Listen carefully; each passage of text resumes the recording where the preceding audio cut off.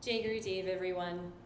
I just wanted to talk to you guys about why now, at this moment in time, is a really optimal, ideal time to take an Art of Living course.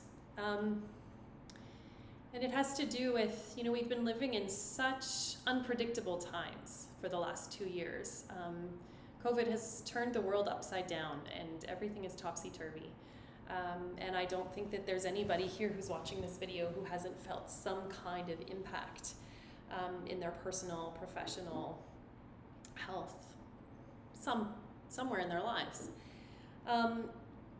So how does that make now a really, really good time to embrace Art of Living programs? And the answer has to do with control. So right now, it can feel like there's an awful lot going on in the world that is outside of our control. And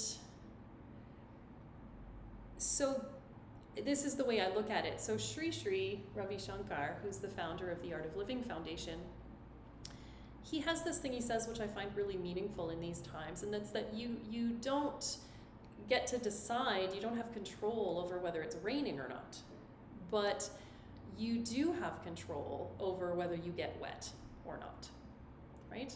You can go outside in the rain without an umbrella, without a raincoat, and you're going to get wet. Or you can choose to be prepared and face that storm with the right equipment for that situation.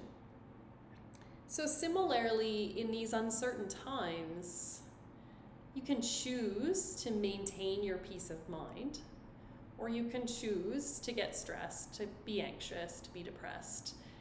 You can choose your response to the situation, even though you might not be able to choose the circumstances that are going on around you. Now, you might think, okay, yeah, that sounds really good in theory, but I don't feel like I have control over my response to the situation.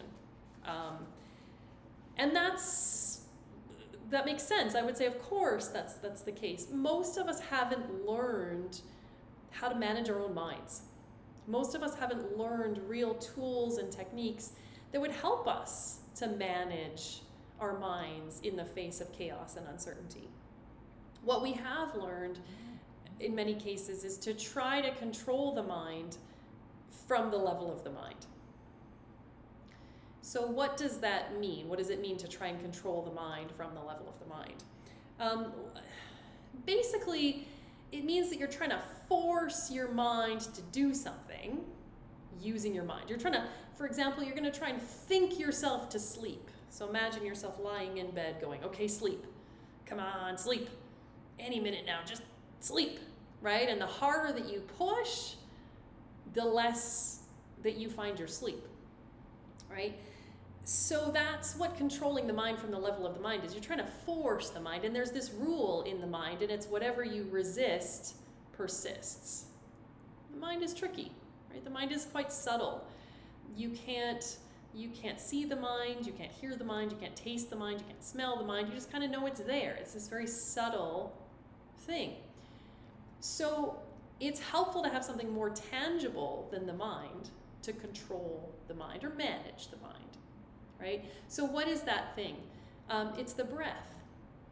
We have this expression in Art of Living. We say that if the mind is like a kite, then the breath is the string of that kite that helps to direct it and control it. So if you're still unsure of what I'm talking about, I invite you to think for a moment about how do you breathe when you're angry, right?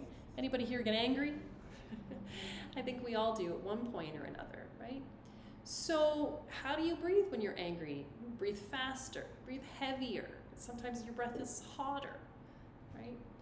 What about when we're sad? You think about if you're sitting next to somebody who's sad or upset, that they'll their exhalation, those long sighs, right, become longer. And when we're happy, quite often we don't even notice our breath. It's sort of typical or normal. We don't notice that it's there. So there is this relationship already between our breathing and our emotions. But most of us have gone on to assume that this is just a one-way street. First, I experience this emotion and then my breathing changes. But it's actually a two-way street. That through consciously controlling your breath, you can have a lot more say about how you feel. You have a lot more control over the mind by using the control over your breath, right?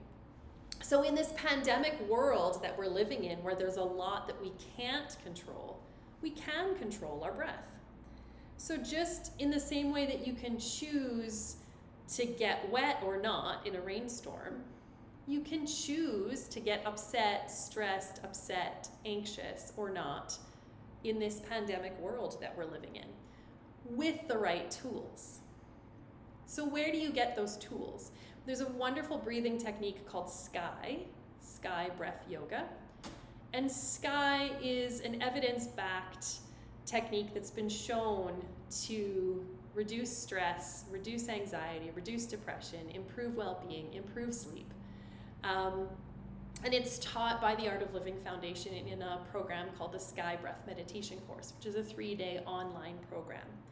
I'll post the link to my next course, which is coming up in a couple weeks, in the comment section below. And so if what you hear today really spoke to you, I encourage you to register in that course. As always, I welcome your comments. You can find me at Meredith AOL on Twitter. I welcome your comments, I welcome your feedback, I welcome your questions, and I welcome you onto my next Sky Breath meditation course. Jai Guru Dev.